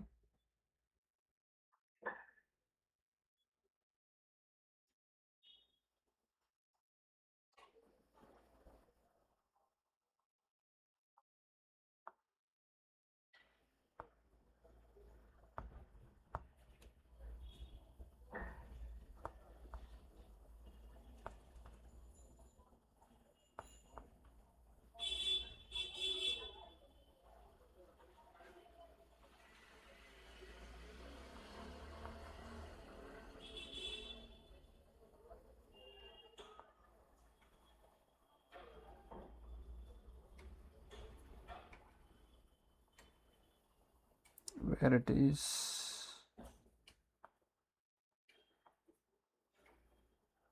Okay okay okay okay yes, ನೋಡಿ ಇಲ್ಲಿ ಈ ಥರ ಒಂದು ಏನು ಕೇಳಿದ್ದಾರೆ ಅಂದರೆ, a depth from the surface of the earth radius is R, at which the acceleration due to gravities will be, so 75% of it's value of it's surface. ಅಂದರೆ ಏನು ಕೊಟ್ಟಿದ್ದಾರೆ ಇಲ್ಲಿ, ಏನು ಬರೀಬೋದು, ಡೆಪ್ತ್ ಅಂತ ಕೇಳಿದಾಗ ಅದು ಜಿ ಡ್ಯಾಶ್ ಹೋಗುತ್ತೆ. ಸರ್ಫೇಸ್ ಲೆವೆಲಲ್ಲಿ ಏನಿರುತ್ತೆ, ಜಿ ಇರುತ್ತೆ. ಸರ್ಫೇಸ್ ಲೆವೆಲಲ್ಲಿ ಗ್ರಾವಿಟಿ ಅನ್ನೋದು ಜಿ ಇರುತ್ತೆ. ಅಲ್ಲಿ ಡೆಪ್ತ್ಗೆ ಹೋದಾಗ, ಆಳಕ್ಕೆ ಹೋದಾಗ ಜಿ ಡ್ಯಾಶ್ ಅಂತ ಬರುತ್ತೆ. ಅಲ್ಲಿ ಒಂದು ಡೆರಿವೇಷನ್ ಬರುತ್ತೆ ನಿಮಗೆ. ಸೊ ಅದು ಡೆರಿವೇಷನ್ ನಿಮಗೆಲ್ಲ ಬೇಕಾಗಿಲ್ಲ, ಅದು ಫಾರ್ಮುಲಾ ಗೊತ್ತಿದ್ರೆ ಸಾಕು. G into 1 minus D by R ಅಂತ ಬರುತ್ತೆ. 1 ಮೈನಸ್ ಡಿ ಬೈ ಆರ್ ಅಂತ ಬರುತ್ತೆ. ಸೊ ಹಾಗಾದರೆ ಸೊ ಜಿ ಡ್ಯಾಶ್ ಎಷ್ಟು ಕೇಳಿದ್ದಾರೆ ಇಲ್ಲಿ, 75% of it's earth surface. So ಅವಾಗ ಏನು ಮಾಡಬೇಕು ನಾವು, 75 ಜಿ ಬೈ 100ನ ಮಾಡಬೇಕು. So we will get 3/4 G ಬರುತ್ತೆ. If you solve this you will get 3/4 G ಬರುತ್ತೆ. ಓಕೆನಾ. ಸೊ ಆಗ ಜಿ ಡ್ಯಾಶ್ ಪ್ಲೇಸಲ್ಲಿ ಇದನ್ನ ಹಾಕ್ತಾ ಹೋಗ್ಬೇಕು. ಇವಾಗ ಜಿ ಡ್ಯಾಶ್ ಏನು ಬಂದಿದೆಯಲ್ಲ 3/4 ಜಿ, ಇದನ್ನ ಇಲ್ಲಿ ಸಬ್ಸ್ಟಿಟ್ಯೂಟ್ ಮಾಡಿ. ಅವಾಗ ಏನಾಗುತ್ತೆ, 3/4 G is equal to G into 1 minus D by R ಅಂತ ಬರುತ್ತೆ. ಓಕೆ. ಸೊ ಇಲ್ಲೇನಾಯಿತು, ಜಿ ಗೆಟ್ ಕ್ಯಾನ್ಸಲ್ ಆಗುತ್ತೆ. G get cancel. ಸೊ ನಮಗೆ ಏನು ಬರುತ್ತೆ ಈಗ, 3/4 is equal to 1 minus D by R ಅಂತ ಬರುತ್ತೆ. 1 ಮೈನಸ್ ಡಿ ಬೈ ಆರ್ ಅಂತ ಬರುತ್ತೆ. ಇವು 1ನ ಈ ಕಡೆ ಕಳಿಸಿ, 3/4 minus 1 is equal to D by 4 ಆಗುತ್ತೆ, ಮೈನಸ್. ಸೊ ಹಾಗಾದರೆ ನೆಕ್ಸ್ಟ್ ನೀವು ಹೆಂಗೆ ಬರಿಬೋದು, 1 ಪ್ಲಸ್ 3/4 1 ಮೈನಸ್ 3/4, ಇದನ್ನ ಮೈನಸ್ಸಿಂದ ಮಲ್ಟಿಪ್ಲೈ ಮಾಡಿ, ಇಲ್ಲಿ ಮೈನಸ್ ಇದೆ. 1 minus 3/4 is equal to D by 4 ಆಗುತ್ತೆ. ಓಕೆನಾ. ಸೊ ಇದಕ್ಕೇನಾಗುತ್ತೆ, 4 ಡಿವೈಡೆಡ್ ಬೈ 4 ಮೈನಸ್ 1 ಆಗುತ್ತೆ, 1 ಆಗುತ್ತೆ. It is going to be how much, where is the capital R, one second, what happened with this? ಎಸ್, ಇಲ್ಲಿ ಕ್ಯಾಪಿಟಲ್ ಆರ್ ಇದೆ, ನಾನು 4 ಅಂತ ತಗೊಂಡಿದ್ದೀನಿ. ಎಲ್ ಸಿ ಎಮ್ ತಗೊಳ್ಳೋದು, ಸಿಂಪ್ಲಿಫೈ ಮಾಡೋದು. ಫಾರ್ಮುಲಾ ಗೊತ್ತಿದ್ರೆ ಸಾಕು, ನಾವು ಆರಾಮಾಗಿ ಸಿಂಪ್ಲಿಫೈ ಮಾಡ್ತಾ ಹೋಗ್ಬೋದು. ಓಕೆನಾ. ಸೊ ಇಲ್ಲೇನು ಕೊಟ್ಟಿದ್ದಾರೆ, ಇದನ್ನ ಈ ಕಡೆ ತಗೊಂಬಿಡಿ. Okay. So minus 1 plus 3/4 is equal to minus D by R. ಆಯಿತಾ. ಮೈನಸ್ಸಿಂದ ಒಂದು ಏನನ್ನ ಮಲ್ಟಿಪ್ಲೈ ಮಾಡಿ, ಅವಾಗ ಏನಾಗುತ್ತೆ, 1 minus 3/4 is equal to D by R ಆಗುತ್ತೆ. ಓಕೆನಾ. ಸೊ ಈಗ ಎಲ್ ಸಿ ಎಮ್ ತೊಗೊಂಡ್ರೆ ಏನಾಗುತ್ತೆ, 4 ಬಂತು. 4 ಮೈನಸ್ 1 ಏನಾಗುತ್ತೆ, 1 ಆಗುತ್ತೆ. It is going to be D by R. Then distance R, depth ಅನ್ನೋದು ಎಷ್ಟು ಅಂತ ಕೇಳ್ತಾರೆ. Depth is equal to r/4 ಆಗುತ್ತೆ. ಸೊ r/4 ಆಗುತ್ತೆ. Okay. This is how we have to solve the things. So ನೋಡಿ, ಇನ್ನೊಂದು ಸರಿ ಹೇಳ್ಬಿಡ್ತೀನಿ.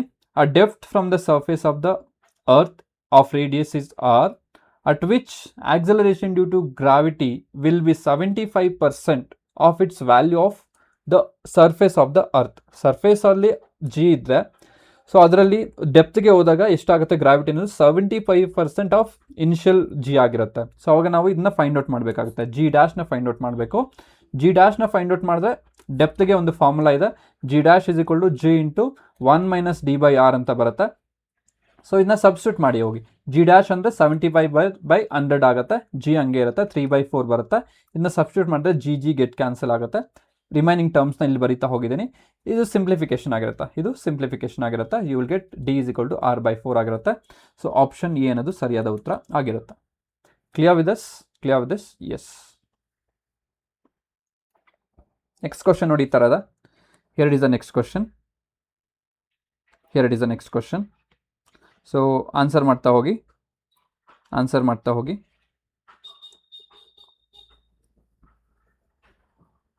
Try to answer this.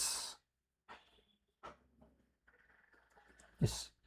ಸರಳ ರೇಖೀಯ ಚಲನೆಗೆ ಸಂಬಂಧಿಸಿದಂತೆ ವಸ್ತುವು ಓ ಬಿಂದುವಿನಿಂದ ಎ ಬಿಂದುವನ್ನು ತಲುಪಿ ನಂತರ ಬಿ ಮುಖಾಂತರ ಸಿಗೆ ಹಿಂದಿರುಗಿದರೆ ಓ ಇಂದ ಸಿಗೆ ಇರುವ ದೂರ ಏನನ್ನು ಸೂಚಿಸುತ್ತೆ? ಅಂದರೆ rectilinear motion, an object travels from O ಇಂದ ಸ್ಟಾರ್ಟ್ ಆಗ್ತಿದೆ. ಓಕೆ, ಓ ಇಂದ ಸ್ಟಾರ್ಟ್ ಆಗ್ತಿದೆ ಟು ಪಾಯಿಂಟ್ ಎಗೆ ಹೋಗ್ತಿದೆ. This is O point. ಇದು ಎ ಪಾಯಿಂಟ್ ಆಗಿರುತ್ತೆ. Okay, and returns to point C. ಎಲ್ಲಿಗೆ ಬರುತ್ತೆ? ಪಾಯಿಂಟ್ ಸಿಗೆ ಬರುತ್ತೆ. ಪಾಯಿಂಟ್ ಸಿಗೆ ಬರುತ್ತೆ ಥ್ರೂ ಪಾಯಿಂಟ್ ಎ. ಬಿ ಮುಖಾಂತರ, ಬಿ ಇಲ್ಲೆಲ್ಲೋ ಇರುತ್ತೆ ಸೆಂಟ್ರಲ್ಲಿ, ಥ್ರೂ ಬಿ ಇರುತ್ತೆ. What does the straight line distance from O to C? ಈ ಓ ಇಂದ ಸಿಗೆ ಏನು ತೋರಿಸುತ್ತೆ ಅಂದರೆ, so that is nothing but displacement ಆಗಿರುತ್ತೆ. That is what option B ಅನ್ನೋದು ಸರಿಯಾದ ಉತ್ತರ. ಒಟ್ಟು ಚಲಿಸಿದ ದೂರ ಅಲ್ಲ, ಸರಾಸರಿ ಅಲ್ಲ, ವೇಗೋತ್ಕರ್ಷ ಅಲ್ಲ, ಆಕ್ಸಲರೇಷನ್ ಅಲ್ಲ, ಆವ್ರೇಜ್ ವೆಲಾಸಿಟಿ ಅಲ್ಲ. ಸೊ ಅದು ಮ್ಯಾಗ್ನಿಟ್ಯೂಡ್ ಆಫ್ ಡಿಸ್ಪ್ಲೇಸ್ಮೆಂಟ್ ಆಗಿರುತ್ತೆ. ಡಿಸ್ಪ್ಲೇಸ್ಮೆಂಟ್ ಅರ್ಥ ಮಾಡ್ಕೊಳ್ಳಿ ಕರೆಕ್ಟಾಗಿ. ಏನು ಕೊಟ್ಟಿದ್ದಾರೆ? ಸರಳ ರೇಖೀಯ ಚಲನೆಗೆ ಸಂಬಂಧಿಸಿದಂತೆ ವಸ್ತುವು ಓ ಬಿಂದುವಿನಲ್ಲಿ ಪ್ರಾರಂಭವಾಗಿ ಓ ಬಿಂದುವಿನಿಂದ ಎ ಬಿಂದುವಿಗೆ ಬರುತ್ತೆ, ತಲುಪಿ ನಂತರ ಬಿ ಮುಖಾಂತರ ಸಿಗೆ ತಲುಪುತ್ತೆ. ಹಾಗಾದರೆ ಈ ಓ ಮತ್ತು ಸಿ ನಡುವೆ ಇರುವ ಒಂದು ಸಂಬಂಧ ಹೇಗೆ ಅಂದರೆ, that is nothing but displacement ಆಗಿರುತ್ತೆ. That is nothing but displacement ಆಗಿರುತ್ತೆ. ನೆನ್ಪಿಟ್ಕೊಳ್ಳಿ, don't confuse. Clear? Yes. Here it is the next question. ಅರ್ಥ ಮಾಡಿ, ಕ್ವಶನ್ ಏನಿದೆ ಅರ್ಥ ಮಾಡ್ಕೊಳ್ಳಿ.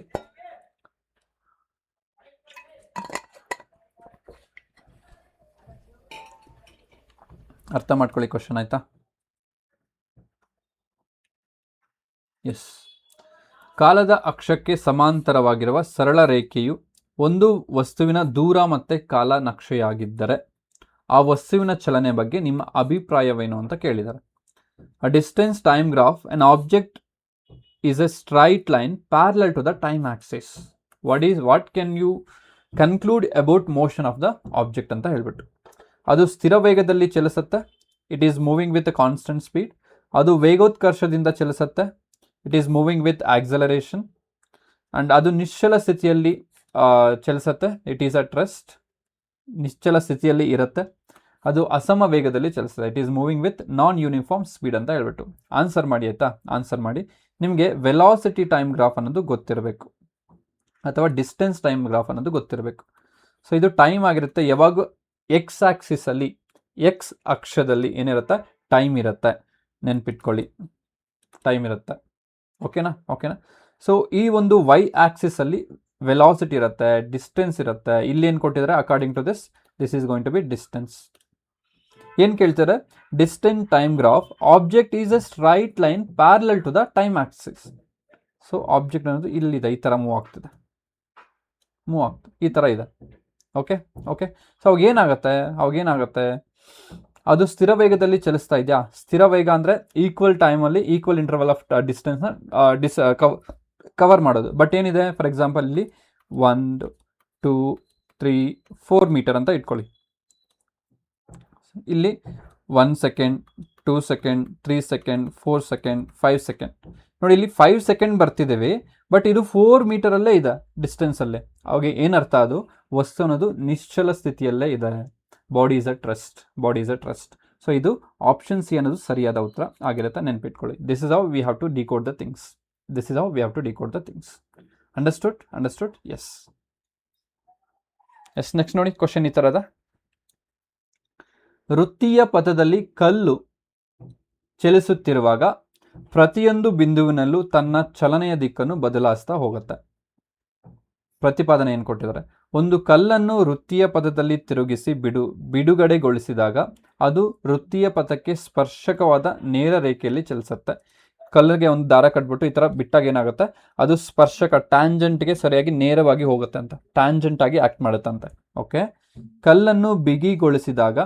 ಕಲ್ಲನ್ನು ಬಿಡುಗಡೆಗೊಳಿಸಿದಾಗ ಅದು ಆ ಕ್ಷಣದಲ್ಲಿ ಚಲನೆಯ ದಿಕ್ಕಿನಲ್ಲಿ ನೇರ ಚಲನೆಯನ್ನು ಮುಂದುವರಿಸುತ್ತೆ. ಕನ್ನಡದಲ್ಲಿ ಅರ್ಥ ಆಗಿಲ್ಲ ಅಂದರೆ ಇಂಗ್ಲೀಷಲ್ಲಿ ನೋಡೋಣ. ಎಸ್, ನೋಡಿ ಇಲ್ಲಿ. When A stone moves along A circular path, it's direction of motion changes continuously at every point. Okay. ಅಸೆಷನ್ ಏನು ಕೊಟ್ಟಿದ್ದಾರೆ? When A stone moves in a circular path is released, it moves along a straight line. So ಈ ಥರ ಒಂದು circular path ಇದೆ. ಇಲ್ಲಿ ಒಂದು ಸ್ಟೋನ್ನ ಬಿಟ್ಟರೆ ಇದು ಈ ಥರ ಹೋಗುತ್ತೆ, ಇಲ್ಲಿ ಬಿಟ್ಟರೆ ಇದು ಈ ಥರ ಹೋಗುತ್ತೆ, ಇಲ್ಲಿ ಬಿಟ್ಟರೆ ಈ ಥರ ಹೋಗುತ್ತೆ. Okay, fine. I will agree with this. When the stone is released, it continues to move in a straight line in the direction in which it is moving at a instant. Yes. ಈ ಒಂದು ಪಾಯಿಂಟಲ್ಲಿ ಬಿಟ್ಟರೆ ಈ ಥರ ಹೋಗುತ್ತೆ, ಈ ಪಾಯಿಂಟಲ್ಲಿ ಬಿಟ್ಟರೆ ಈ ಥರ ಹೋಗುತ್ತೆ, ಈ ಪಾಯಿಂಟಲ್ಲಿ ಬಿಟ್ಟರೆ ಈ ಥರ ಹೋಗ್ತಾ ಇರುತ್ತೆ. ಕ್ಲಿಯರ್? ಸೊ ಹಾಗಾದರೆ ಬೋತ್ ಅಸೆಷನ್ ಆ್ಯಂಡ್ ರೀಸನ್ ಅನ್ನೋದು ಕರೆಕ್ಟ್ ಆಗಿದೆ. ರೀಸನ್ ಅನ್ನೋದು correct explanation of ಅಸೆಷನ್. Option A ಅನ್ನೋದು ಸರಿಯಾದ ಉತ್ತರ ಆಗಿರುತ್ತೆ. ಅರ್ಥ ಆಗಿದೆ ಅನ್ಸುತ್ತೆ. ಐ ಥಿಂಕ್ ಈ ಥರ ಲಾಸ್ಟ್ ಕ್ಲಾಸಲ್ಲೂ ತಗೊಂಡಿದ್ದೆ, ಬಟ್ ಇದು ಅರ್ಥ ಆಗಿದ್ರೆ well and good. Okay, yes. Here is the next question.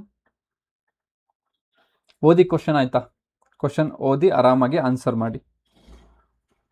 ಕ್ವಶನ್ನ ಓದಿ ಆನ್ಸರ್ ಮಾಡಿ.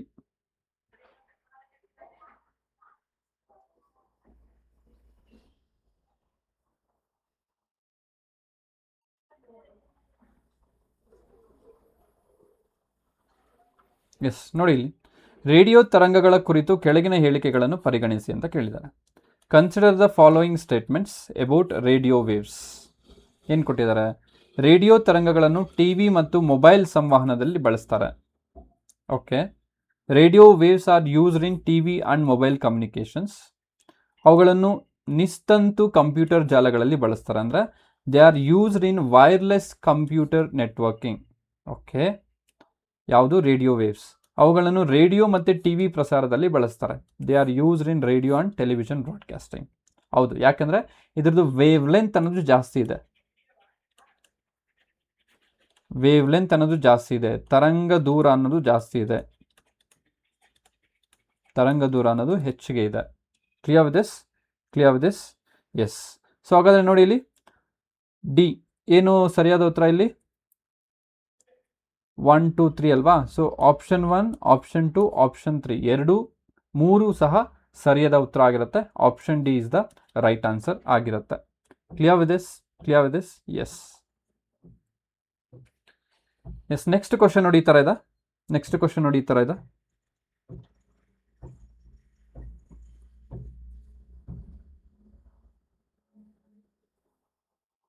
ಕ್ವಶನ್ ನೋಡಿ ಈ ಥರ ಇದೆ. ರಸ್ತೆಯ ಮೇಲೆ ನಡೆಯಲು ನ್ಯೂಟನ್ನ ಚಲನೆಯ 3ನೇ ನಿಯಮ ಅನ್ವಯಿಸುತ್ತದೆಯೇ ಅಂತ ಕ್ವಶನ್ ಕೇಳಿದರೆ ಕಾರಣ ಕೊಡಿ. ಕಾರಣ, ನಾವು ರಸ್ತೆಯನ್ನು ಹಿಮ್ಮುಖವಾಗಿ ಒತ್ತಿದಾಗ ರಸ್ತೆಯು ನಮ್ಮ ಪಾದಗಳ ಮೇಲೆ ಸಮಾನ ಮತ್ತು ವಿರುದ್ಧವಾದ ಬಲವನ್ನು ಪ್ರಯೋಗಿಸುತ್ತದೆ. ಇದರಿಂದ ನಾವು ಮುಂದೆ ಚಲಿಸುತ್ತೇವೆ. ಸೊ ಏನು ಕೇಳಿದ್ರೆ, ಕ್ವಶನ್ಸ್ ಈ ಥರ ಇದೆ ಅಂತ ಹೇಳ್ಬಿಟ್ಟು don't disappoint. Okay, so this is actually how we have to learn. ಈ ರೀತಿನೇ ನಾವು ಕಲಿಬೇಕಾಗಿರುತ್ತೆ. Okay, yes. ಐ ಥಿಂಕ್ ನಿಮಗೆ ಕ್ವಶನ್ಸ್ ಎಲ್ಲ ಇಷ್ಟ ಆಗಿದೆ ಅನಿಸುತ್ತೆ. ಇಷ್ಟ ಆಗಿದ್ರೆ ಪ್ಲೀಸ್ ಡೂ ಲೈಕ್ ಮಾಡಿ, ನಿಮ್ಮ ಫ್ರೆಂಡ್ಸ್ಗೆ ಶೇರ್ ಮಾಡಿ, ಆದಷ್ಟು ತುಂಬ ಜನಕ್ಕೆ ಶೇರ್ ಮಾಡಿ, ಆಯಿತಾ? Yes. Newton's third law motion applicable while walking on the road. ನಾವು ರೋಡಲ್ಲಿ ನಡೀತಾ ಇರ್ತೀವಪ್ಪ, ಅವಾಗೇನಾಗುತ್ತೆ, ನ್ಯೂಟನ್ಸ್ ಥರ್ಡ್ ಲಾ ಅನ್ನೋದು ನಮಗೆ ಹೆಲ್ಪ್ ಮಾಡುತ್ತೆ ವಾಕ್ ಮಾಡುವಾಗ ಅಂತ ಹೇಳ್ತಿದ್ದಾರೆ. ಸೊ ರೀಸನ್ ಏನು ಕೊಡ್ತಿದ್ದಾರೆ? ವೆನ್ ವಿ ಪುಷ್ ದ ರೋಡ್ನ ನಾವು ಪುಷ್ ಮಾಡಿದಾಗ, ಒತ್ತಿದಾಗ ಏನಾಗುತ್ತೆ, backwards the road exerts an equal and opposite force on our feet. As a result we move forward ಆಗುತ್ತೆ. ಸೊ ನಾವು ಒಂದು ಫೋರ್ಸ್ನ ಹಾಕಿ ಭೂಮಿ ಮೇಲೆ ಪುಷ್ ಮಾಡಿದಾಗ ಅದು ನಮ್ಮ ವಿರುದ್ಧವಾಗಿ ಒಂದು ಫೋರ್ಸ್ನ ಅಪ್ಲೈ ಮಾಡುತ್ತೆ. ಆ ಒಂದು ವಿರುದ್ಧ ಫೋರ್ಸ್ನ ನಾವೇನು ಮಾಡ್ತೀವಿ, ಮುಂದಕ್ಕೆ ಹೋಗಲಿಕ್ಕೆ ಹೆಲ್ಪ್ ಆಗುತ್ತೆ. ಅದೇ ರೀತಿ ನೋಡಿ, ನೀವು ವಾಕ್ ಮಾಡಿದಾಗ ನೀವೆಲ್ಲ ಗಮನಿಸ್ತಾ ಇರ್ಬೋದು. ಯಾಕೆ ನಾವು ಚೆನ್ನಾಗಿ ವಾಕ್ ಮಾಡ್ತೀವಿ ಅಂದರೆ because of there is a Newton's third law. Equal and opposite reaction ಇರುತ್ತೆ. ಸೊ ದ ಫ್ರಿಕ್ಷನಲ್ ಫೋರ್ಸ್ ಅನ್ನೋದು ಆಕ್ಟ್ ಆಗ್ತಾ ಹೋಗುತ್ತೆ. ನಿಮಗೆ ಅದು ಗೊತ್ತಿರಬೇಕು. Okay, yes. ನೋಡಿ ಇಲ್ಲಿ, ಸೊ ಏನು ಕೊಟ್ಟಿದ್ರೆ ಆಪ್ಷನ್? ಹೌದು, ಕಾರಣ ಸರಿಯಾಗಿದೆ. Yes, the reason is correct. So ಹೌದು, ಬೇರೆ ಆಪ್ಷನ್ಗೆ ಹೋಗಂಗಿಲ್ಲ. ಸೊ ಈ ರೀಸನ್ ಅನ್ನೋದು ಸರಿಯಾಗಿದೆ. ಈ ಥರ ಒಂದು ಕ್ವಶನ್ಸ್ ಕೂಡ ನಾವು ಎಕ್ಸ್ಪೆಕ್ಟ್ ಮಾಡ್ಬೋದಾಗಿರುತ್ತೆ. ಕ್ಲಿಯರ್? ಅರ್ಥ ಆಯ್ತಲ್ವಾ? Yes. Here it is the next question. ಪಟ್ಟಿ 1 ಪರಿಮಾಣ, ಪಟ್ಟಿ 2 ಏಕಮಾನ ಕೊಟ್ಟಿದ್ದಾರೆ. ಬಲ ಕೊಟ್ಟಿದ್ದಾರೆ, ಫೋರ್ಸ್ ಅಂತ ಕರಿತೀವಿ, ಸಂವೇಗ, ಮೊಮೆಂಟಮ್,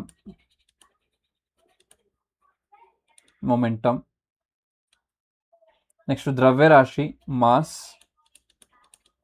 ವೇಗೋತ್ಕರ್ಷ, ಆಕ್ಸಲರೇಷನ್,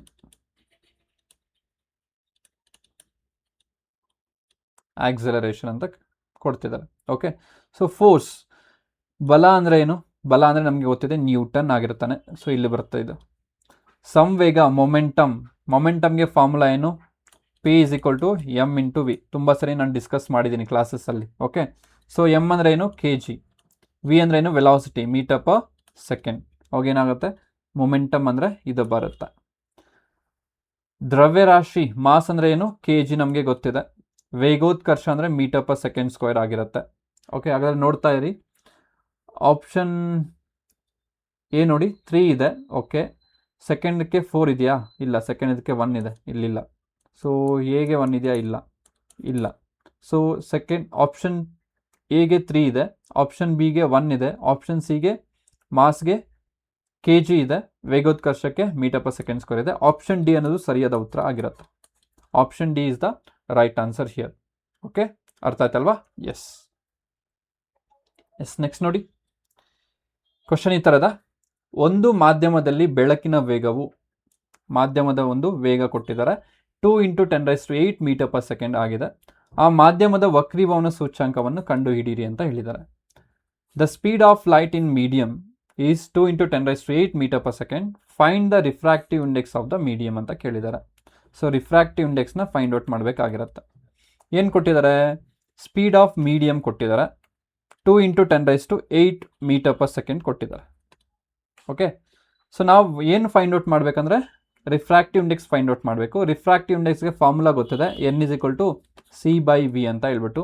ಸಿ ಕೊಟ್ಟಿಲ್ಲ ಅಂದರೆ ಅದು ಅಂಡರ್ಸ್ಟುಡ್, ನಾವು ತಗೋಬೇಕು. Speed of light in air or vacuum 3 × 10⁸ meter per second ಆಗಿರುತ್ತೆ. Okay, yes. ಸಬ್ಸ್ಟಿಟ್ಯೂಟ್ ಮಾಡಿ ಇಲ್ಲಿ. 3 × 10⁸ meter per second divided by 2 × 10⁸ meter per second. So ಇದು get cancels. We left out with 2/3 ಅಂದರೆ ಎಷ್ಟು, 1.5 ಆಗಿರುತ್ತೆ. ಓಕೆ, ಸೊ ಇದಕ್ಕೆ ಯಾವುದೇ ಒಂದು ಯೂನಿಟ್ ಇರೋದಿಲ್ಲ, no unit, no dimension formula, no unit, no dimension. ಯಾವುದಕ್ಕೆ, ಎನ್ಗೆ. ಓಕೆ, ಅರ್ಥ ಆಯ್ತಲ್ವಾ? ಎಸ್. ಹಾಗಾದರೆ ಆಪ್ಷನ್ ಸಿ ಅನ್ನೋದು ಸರಿಯಾದ ಉತ್ತರ ಆಗಿರುತ್ತೆ, ನೆನ್ಪಿಟ್ಕೊಳ್ಳಿ. Is that clear? Yes. So ಏನು ಮಾಡ್ಬೇಕು ನೀವು, ಪ್ಲೀಸ್ ಲೈಕ್ ಮಾಡಿ ಆಯಿತಾ, ಲೈಕ್ ಮಾಡಿ. ಕ್ಲಾಸ್ನ ಕೇಳ್ತಿದ್ದೀರಾ, ಅರ್ಥ ಮಾಡ್ಕೊಳ್ತಿದ್ದೀರಾ, ಲೈಕ್ ಮಾಡಿ. ತುಂಬ ಜನ ನೋಡ್ತಿದ್ದಾರೆ, ಕಡಿಮೆ ಜನ ಲೈಕ್ ಮಾಡ್ತಿದ್ದಾರೆ. I don't know why. ಮತ್ತೆ ಯಾಕೆ ನೋಡೋದು, ಹೌದಲ್ವಾ? ಸೊ ನೋಡ್ತಿದ್ದೀರಾ ಅಂದರೆ ನಿಮಗೆ ಬೆನಿಫಿಟ್ ಆಗ್ತದೆ. So that you have to like the you have to press the like button. Okay, ಅದಕ್ಕೆ ನಿಮಗೆ ನೆಕ್ಸ್ಟ್ ನಾನು ಕ್ಲಾಸ್ ಅಪ್ಲೋಡ್ ಮಾಡಿದ ತಕ್ಷಣ ನಿಮಗೆ ಏನು ಬರುತ್ತೆ, ನಿಮಗೆ ರೀಚ್ ಆಗುತ್ತೆ ಬೇಗ. Okay, yes. ನೆಕ್ಸ್ಟ್ ನೋಡಿ, ಅದೇ ರೀತಿ ನಮಗೆ ಒಂದು ಮೋಟಿವೇಶನ್ ಕ್ಲಾಸಸ್ ಮಾಡಲಿಕ್ಕೆ. ಸೊ ಇನ್ನೂ ಕ್ಲಾಸಸ್ ಮಾಡಬೇಕು ಅಂತ ಮೋಟಿವೇಶನ್ ಬರುತ್ತೆ. ತುಂಬ ಜನ ನೋಡಿದ್ರೆ will get motivate, definitely will do. ಪ್ರಯತ್ನ ಪಡ್ತೀವಿ, ಅಟ್ಲೀಸ್ಟ್ ಯಾವಾಗ ಟೈಮ್ ಸಿಗುತ್ತೋ ಅವಾಗೆಲ್ಲ ಪ್ರಯತ್ನ ಪಡ್ತೀವಿ. ಎಸ್. ನೆಕ್ಸ್ಟ್ ನೋಡಿ, ಇಲ್ಲಿ ಈ ಥರ ಇದೆ. ಬೆಳಕಿನ ಕಿರಣವು ಸಾಂದ್ರ ಮಾಧ್ಯಮದಿಂದ ವಿರಳ ಮಾಧ್ಯಮಕ್ಕೆ ಚಲಿಸಿದಾಗ ಅದು ಹೇಗೆ ಬಾಗುತ್ತೆ ಅಂತ ಕೇಳಿದೆ. ಇದನ್ನ ಡಿಸ್ಕಸ್ ಮಾಡಿದ್ದೀವಿ ಆಯಿತಾ. How does a light ray bend when it is passes from denser medium to rarer medium. ಎಲ್ಲಿಂದ ಎಲ್ಲಿಗೆ, ಇದು denser medium, rarer medium. So ಹಿಂಗೆ ಹೋಗುತ್ತೆ, ಡೆನ್ಸರ್ ಮೀಡಿಯಮ್ ಇಂದ ರೇರರ್ ಮೀಡಿಯಮ್. ಸೊ ಇದು ರಿಫ್ರಾಕ್ಟಿವ್ ಇಂಡೆಕ್ಸ್ ಜಾಸ್ತಿ ಇರುತ್ತೆ, ರಿಫ್ರಾಕ್ಟಿವ್ ಇಂಡೆಕ್ಸು ಕಡಿಮೆ ಇರುತ್ತೆ. When the ray is travelling from less refractive index to more refractive index to less refractive index ಏನಾಗುತ್ತೆ, speed ಅನ್ನೋದು ಜಾಸ್ತಿ ಆಗುತ್ತೆ, ವೇಗ ಅನ್ನೋದು ಜಾಸ್ತಿ ಆಗುತ್ತೆ. ಅವಾಗ ಏನಾಗುತ್ತೆ, it will bend away from the normal. ಲಂಬದ ಕಡೆ ಬಾಗುತ್ತಾ, ಇಲ್ಲ. ಲಂಬದಿಂದ ದೂರ ಬಾಗುತ್ತೆ, ಹೌದು. ಯಾವುದೇ ವಿಚಲನ ಇದೆ, ಹಿಂದಕ್ಕೆ ಚಲಿಸುತ್ತೆ, ಇಲ್ಲ. ಸೊ ಆಪ್ಷನ್ ಬಿ ಅನ್ನೋದು ಸರಿಯಾದ ಉತ್ತರ ಆಗಿರುತ್ತೆ. Clear with this? ಅರ್ಥ ಆಯ್ತಲ್ವಾ? I hope it is clear ಆಗಿದೆ. ಇದ್ರ ಬಗ್ಗೆ ಒಂದು ನ್ಯೂಮರಿಕಲ್ಸ್ ಕೂಡ ಒಂದು ಮೇಲೆ ನಾವು ಡಿಸ್ಕಸ್ ಮಾಡಿದ್ವಿ. I think 4th question or 5th question. ಅರ್ಥ ಮಾಡ್ಕೊಳ್ಳಿ. Okay, yes. This is all about today's class ಹೇಗಿತ್ತು ಅಂತ ಪ್ಲೀಸ್ ಡೂ ಕಮೆಂಟ್ ಮಾಡಿ. ಅಫ್ಕೋರ್ಸ್ ತುಂಬ ಜನ ಕೇಳ್ತಿದ್ದಾರೆ ಫ್ರೀ ಕ್ಲಾಸಸ್ ಮಾಡಿ ಅಂತ ಹೇಳ್ಬಿಟ್ಟು.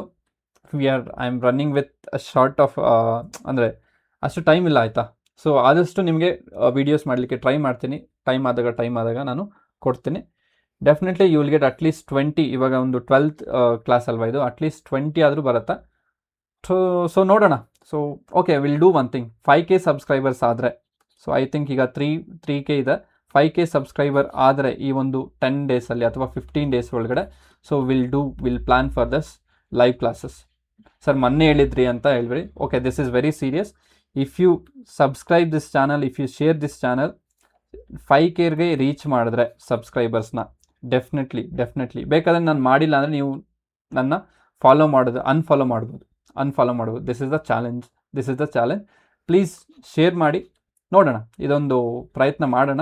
5K ರೀಚ್ ಆಗಲಿ ಈ ಒಂದು 10 to 15 ಯಾವಾಗ ಒಂದು 5K ರೀಚ್ ಆಗುತ್ತಲ್ವಾ, ಸೊ ನಿಮ್ಮ ಎಕ್ಸಾಮ್ಗಿಂತ ಮುಂಚೆ 5K ರೀಚ್ ಮಾಡಿಸಿ definitely will do. I plan for the live class what ever it my commitments. So commitments ಏನಾದರೂ ಇರಲಿ, ನಾನು 5K ರೀಚ್ ಆದಾಗ ಡೆಫಿನೆಟ್ಲಾಗಿ ನಾನು ಏನು ಮಾಡ್ತೀನಿ, ಲೈವ್ ಕ್ಲಾಸ್ನ ಸ್ಟಾರ್ಟ್ ಮಾಡ್ತೀನಿ. Okay, understood. ಐ ಹೋಪ್ ಇದು ನಿಮ್ಮ ಕ್ಲಾಸ್ ಇಷ್ಟ ಆಗಿದೆ ಅನ್ಸುತ್ತೆ. ಇಷ್ಟ ಆಗಿದೆ ಲೈಕ್ ಮಾಡಿ, ನಿಮ್ಮ ಫ್ರೆಂಡ್ಸ್ಗೆ ಶೇರ್ ಮಾಡಿ. ನೆಕ್ಸ್ಟ್ ಕ್ಲಾಸಲ್ಲಿ ಮತ್ತೆ ಸಿಗೋಣ. Until then take care, prepare well.